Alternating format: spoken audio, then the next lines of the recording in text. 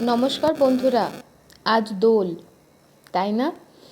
গতকাল শনিবারে ধ্রুববাণীর সেগমেন্টটা আনতে পারিনি, তাই আজকে নিয়ে আসছি। আজ অবশ্যই এরপরে আবার রূপকথার গল্পও থাকবে, কারণ শুধু তো বড়দের জিনিস, বড়দের উপলব্ধির ব্যাপার নয়, আমাদের ছোটদেরও তো কল্পনা করতে হবে। তো নিশ্চয়ই আসবে। তো আসুন তার আগে আমরা একটু পরম ব্রহ্মের কাছাকাছি আজ এই শুভ দিনে নিজেদেরকে উপলব্ধি করার চেষ্টা করি। তো আমরা ঈশোপনিষদ বিগত 13 সপ্তাহ ধরে পড়ছি। আজ 14তম সপ্তাহ, অতএব আজ আমরা পড়ব 14 নম্বর, মানে চতুর্দশ মন্ত্র। তো আসুন শুরু করা যাক। হ্যাঁ, ঈশোপনিষদ, এই উপনিষদটি আমরা পড়ছি। উপনিষদ অখণ্ড সংস্করণ হরপ্রকাশনী থেকে এই বইটি প্রকাশিত হয়েছে। এর অনুবাদ এবং সম্পাদনা করেছেন অতুল চন্দ্র সেন, সীতানাথ তত্ত্বভূষণ, মহেশচন্দ্র ঘোষ। আর আমরা শুরু করব শান্তিপাঠ দিয়ে। ওম পূর্ণমদঃ পূর্ণমিদং পূর্ণাৎ পূর্ণমুদচ্যতে পূর্ণস্য পূর্ণমাদায় পূর্ণমেবাবশিষ্যতে। ওম শান্তি শান্তি শান্তি। পরম ব্রহ্ম, যিনি সমস্তভাবেই পূর্ণ, যিনি এই বিশ্ব এবং এই বিশ্বের অতীত, সেই পরম ব্রহ্ম, যার পূর্ণতার কোনোরূপ পরিবর্তন ঘটে না কোনো কিছু সৃষ্টিতে বা জন্মে, সেই পরম ব্রহ্মের কাছে আমাদের প্রার্থনা যে তিনি আমাদেরকে শান্তি প্রদান করুন, তার মধ্যে আমাদের স্থির করুন। ঈশাবাস্যমিদং সর্বং যৎকিঞ্চ জগত্যাং জগৎ তেন তক্তেন ভুঞ্জিতা মা গৃধঃ কশ্যস্বিদ্ধনম কুর্বন্নেবেহ কর্মাণি জিজিবিষেত সতং সমাহ এবং তৈনান্যথেতো অস্তি ন কর্ম লিপ্যতে নরে। পরম ব্রহ্ম এই পূর্ণ জগৎ এবং এই জগতের অতীত, এবং তার কৃপাতেই, তার ইচ্ছাতেই তিনি সমস্ত কিছু, যা কিছু রয়েছে এই জগতের এবং জগতের বাইরে, সব কিছুতেই কিন্তু তিনি অবস্থান করছেন। এই সত্যকে জেনে আমাদেরকে ত্যাগের মাধ্যমেই ভোগ করতে হবে। অন্যের কোনো প্রকার সম্পত্তিতে লোভ করা অনুচিত, এবং কর্তব্যবোধে কর্ম করতে থাকলে আমরা 100 বছর অবধিও যদি কর্ম করি, তারপরেও আমরা কর্ম বন্ধন থেকে মুক্ত থাকব। এ ব্যতীত আর কোনো উপায় নাই। असुर्जा नाम ते लोका अंधेन तमसावृता तांस्ते प्रत्याभिगच्छन्ति जे के चात्तहनो जनाः। যিনি পরম ব্রহ্মের স্বরূপ উপলব্ধি করতে পারেন না, সেই জীবাত্মা যে জন্মেই থাকুন, সেই জন্মের শেষে তার গতি কিন্তু নিম্নতর লোকে হয়। অর্থাৎ তার আর পরমাত্মার মধ্যেকার যে যাত্রা, মিলনের যে সময়, সেটা আরেকটু দীর্ঘায়িত হয়। अनेज देकं मनसो जबियो नैनद्देवा आप्नुवन् पूर्वमर्षत् तद्धावत अन्यानतेति तिष्ठत् तस्मिन्नपो मातरिष्या दधाति।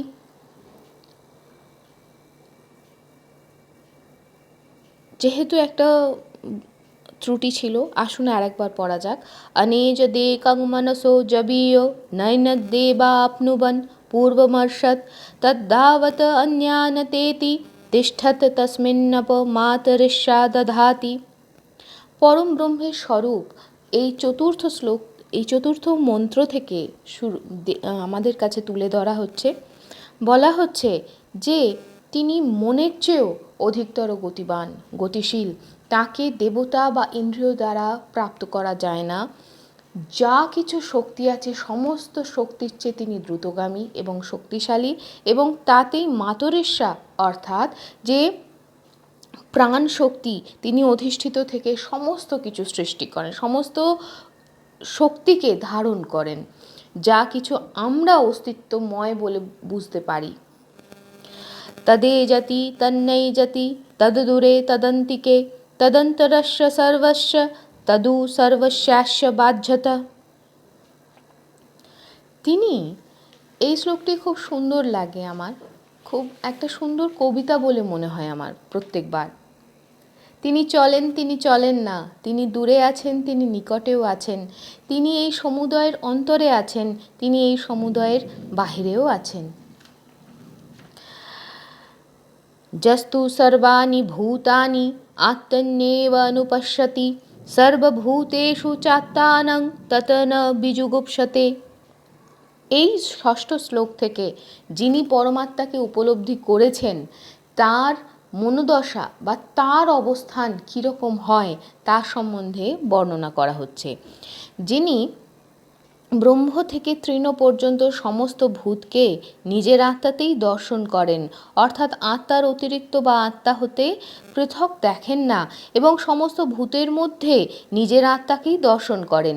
তিনি এই প্রকার দর্শনের পর আর কাউকেও ঘৃণা করেন না অথবা কারোর থেকে কিছু লুকোবার চেষ্টাও করেন না। তার এই প্রবৃত্তিটাই অ্যাকচুয়ালি চলে যায়, সত্যি কথা বলতে কি চলে যায়। যস্মিন সর্বাণি ভূতানি আত্মৈবা ভূতবিজানদঃ তত্র কো মোহঃ কঃ শোক একত্বমনুপশ্যতঃ। যস্মিন সর্বাণি ভূতানি আত্মৈবা ভূতবিজানদঃ তত্র কো মোহঃ কঃ শোক একত্বমনুপশ্যতঃ। অর্থাৎ যিনি এই প্রকার জেনেছেন যে তার আত্মাই এই সমস্ত হয়েছে এবং যিনি সর্বত্র একই আত্মাকে দর্শন করেন, সেই জ্ঞানী জীবাত্মা, সেই জ্ঞানী মানুষ বা যে কোনোভাবেই হোক শোক বা মোহ তার হবে কোত্থেকে এবং তার কোনো প্রকার শোক বা মোহ হতে পারে না। सपर्जगात शुक्रम कायम ब्रनम स्नावीरं शुद्धम पापविद्धं कविर्मनीषी परिभु स्वयंभुर्जाथा तत्थतो अर्थान् वदध्यात् शास्त्रतिभ्य समाभ्य। অষ্টম শ্লোক। এই শ্লোকটিতে তার আশীর্বাণী বা অভয়বাণী আমরা পাই। বলা হচ্ছে কি যে তিনি সর্বত্র গেছেন, তিনি জ্যোতির্ময়, অশরীরী, ক্ষতরহিত, স্নায়ুহীন, শুদ্ধ, অপাবৃদ্ধ, তিনি সর্বদর্শী, সর্বজ্ঞ, সর্বোপরি বিদ্যমান এবং স্বয়ম্ভূ, অর্থাৎ তার বিশালতা, তার পরিব্যাপ্ততাকে একটা ছোট্ট জায়গায় পরিভাষিত করা হলো। এরপর বলা হচ্ছে তিনি নিত্যকাল ব্যাপিয়া লোকের যথাযথ কর্মফল ও সাধনা অনুসারে বিষয়সমূহের বিধান করিয়াছেন এবং করছেনও। অন্ধং তমঃ প্রবিশ্যন্তি যে অবিদ্যামুপাসতে তত ভূয় ঈবতে তম যৌ বিদ্যায়াং রতা। অর্থাৎ এই নবম শ্লোক থেকে এবার শুরু হচ্ছে যে আমরা যে পরম ব্রহ্মকে পাওয়ার জন্য যে আমাদের যে নিরলস সাধনা, জ্ঞাতস্বরে হোক বা অজ্ঞাতস্বরেই হোক, সে যেভাবেই আমরা করি, কিন্তু সেটা ঠিক কিভাবে করা উচিত তার একটা দোতনা আমাদের দেয়া হচ্ছে। বলা হচ্ছে যাহারা অবিদ্যার অর্থাৎ অগ্নিহোত্রাদি কর্মের উপাসনা করে তাহারা অদর্শনাত্মক অজ্ঞান অন্ধকারে প্রবেশ করে, আর যাহারা বিদ্যাতে অর্থাৎ দেবতার উপাসনায় রত তাহারা উহা হইতেও অধিকতর অন্ধকারে প্রবিষ্ট হয়। এই প্রথম একটা সেন্স অফ কনফ্লিক্ট, মানে একটা দ্বন্দ্ব আমাদের কাছে তুলে ধরা হচ্ছে, যাতে আমরা প্রত্যেকটা অস্তিত্বের যে বিভিন্ন দিক আছে, মানে সাদাও আছে, কালোও আছে, শুভও আছে, অশুভও আছে, আমাদের কনসেপশন, আমাদের পারসেপশন, আমাদের ধারণা অনুযায়ী সেই জিনিসগুলোকে এই দ্বিরূপী যে একটা ভূমিকা বা একটা যে রূপ আছে সেটাকে তুলে ধরা হচ্ছে নবম মন্ত্র থেকে। अन्नदेवाहुर्विद्याया अन्नदाहुरविद्या इति शुश्रुम धीरानां जे नस्तदी चचक्षिरे। অর্থাৎ যে সকল বিদ্বান ব্যক্তি এই বিদ্যা ও অবিদ্যার বিষয়ে আমাদের নিকট ব্যাখ্যা করিয়াছেন তাহাদের নিকট শুনিয়াছি যে বিদ্যার ফল পৃথক, অবিদ্যার ফলও পৃথক। বিদ্যাং চ বিদ্যাং চ যস্তদেদো ভয়ং সহ অবিদ্যয়া মৃত্যুং তীর্থা বিদ্যয়া অমৃতমশ্নুতে। অর্থাৎ যিনি দেবতা জ্ঞান ও অগ্নিহোত্রাদি কর্ম উভয়কে একই ব্যক্তির একসঙ্গে অনুষ্ঠেয় বলিয়া জানেন, তিনি শাস্ত্রীয় কর্মের দ্বারা মৃত্যু অজ্ঞানীর অবিশুদ্ধ কর্ম, কারণ মৃত্যু মানে এই ভৌতিক শরীরের মৃত্যু বলা হচ্ছে না, অজ্ঞানীর অবিশুদ্ধ কর্ম অতিক্রম করিয়া দেবতা জ্ঞান দ্বারা অমৃতত্ব অর্থাৎ দেবাত্ম ভাব লাভ করেন।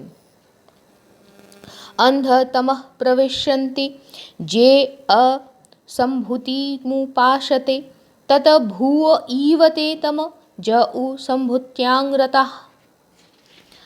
তার মানে আমাদের কাছে 11তম মন্ত্রে একটা জিনিস বলা হলো যে আমাদের যে জীবন ধারণের জন্য যে কর্ম সেটাও আমাদের করতে হবে কর্তব্যবোধে, আর তার সাথে সাথে দেবতা গায়ন। আমরা যদি এখন মানে আমরা এর পরবর্তীকালে দেখতে পাবো এই যে 12তম দ্বাদশ শ্লোক মন্ত্র আমরা যে পড়ছি তাতে আমরা দেখতে পাবো, কিন্তু 11তম 11তম মন্ত্রে অন্তত এইটুকুনি বলা রয়েছে তুমি কর্ম করো, কর্মের সাথে সাথে দেবতা গানের পূজাটাও করো। তো তারপর কি সেই যে উপলব্ধি সেটা আসছে দ্বাদশতম মন্ত্রে, যাহারা সম্ভূতি বা অব্যক্ত প্রকৃতির উপাসনা করে তাহারা দৃষ্টিহীন অন্ধকারে প্রবেশ করে, যাহারা কেবল সম্ভূতি অর্থাৎ প্রকৃতি হইতে জাত হিরণ্যগর্ভ বা কার্যব্রহ্মের উপাসনা করে তাহারা আরও অধিক অন্ধকারময় দেশে গমন করে। মানে যে পূজার কথা 11 শ্লোকে বলা হয়েছিল সেই পূজাকে আস্তে আস্তে ব্যাখ্যা করা হচ্ছে যে সেই পূজাটাও কতটা শুদ্ধ হতে হবে। তো এখানে বলা হলো তুমি নিরাকার ব্রহ্মকে করছো না সাকার ব্রহ্মকে, যে রূপেই তোমার সামনে আসুক সেই দুটোর মধ্যে যে কোনো একটাকে যদি করো তোমার অবনতি ধার মানে অনিবার্য। আচ্ছা দেখা যাক এরপর ত্রয়োদশ মন্ত্রে কি বলা হয়েছে, अन्य देवाहु संभवादन्या दाहुर संभवात इति शुश्रुम धीरानां जे नस्तदी चचक्षिरे। অর্থাৎ পণ্ডিতেরা সম্ভূতি ও অসম্ভূতির উপাসনার পৃথক পৃথক ফল বলিয়াছেন, যে সকল ধীমান ব্যক্তি আমাদিগকে এই বিষয়ে বলিয়াছেন তাহাদের নিকট ইহা শুনিয়াছি। আবার এই বিষয়ে আমরা আচার্য শঙ্করের ব্যাখ্যাও বিগত সপ্তাহে পড়েছি। তো আসুন দেখা যাক 14তম মন্ত্র আমাদের কোন দিকে নিয়ে যায়। সম্ভূতিঞ্চ বিনাশঞ্চ যস্তদ্দেদো ভয়ং সহ বিনাশেন মৃত্যুং তীর্ত্বা সম্ভূত্যা অমৃতমশ্নুতে। অর্থাৎ যিনি সম্ভূতি মূল প্রকৃতি এবং বিনাশ হিরণ্যগর্ভাদি উভয়কে একযোগে জানেন, তিনি বিনাশ দ্বারা হিরণ্যগর্ভাদির উপাসনা দ্বারা মৃত্যু অতিক্রম করিয়া সম্ভূতি দ্বারা মূল প্রকৃতির উপাসনা দ্বারা অমৃত প্রকৃতিতে লয়রূপ অমৃত লাভ করেন।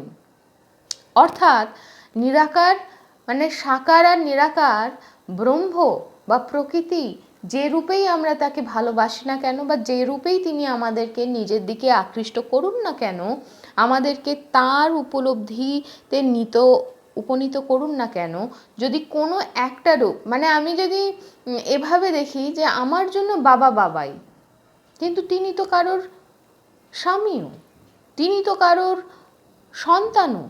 আমি যদি এখন এই জিনিসটাকে বারবার আমি চাই বা একজন মা হিসাবে যদি আমি দেখি, মা তো শুধু তার সন্তানের জন্য মা নয়, তিনি কারো স্ত্রীও, তিনি কোনো আরেক মায়ের মেয়েও, আরেক যদি কারোর ভাই বোন থাকে তাহলে সেই হিসাবে দেখতে হয়, তাহলে তিনি আর একজন সন্তানেরও মা।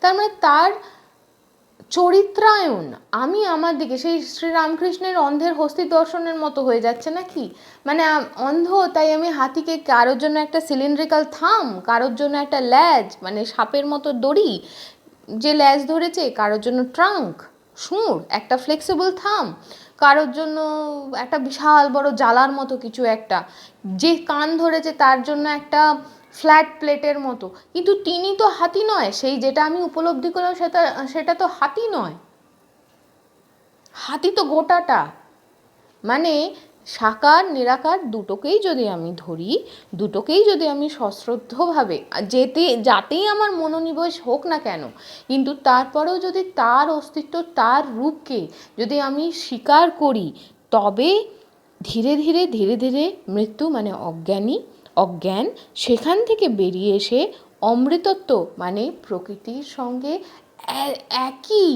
একই কম্পাঙ্কে আমরা কি বলবো, we can resonate with that same vibration, the same wavelength. তো এই ছিল আমাদের চতুর্দশ শ্লোক মন্ত্র। এর পরবর্তী সপ্তাহে আবার আমরা নিয়ে আসব 15তম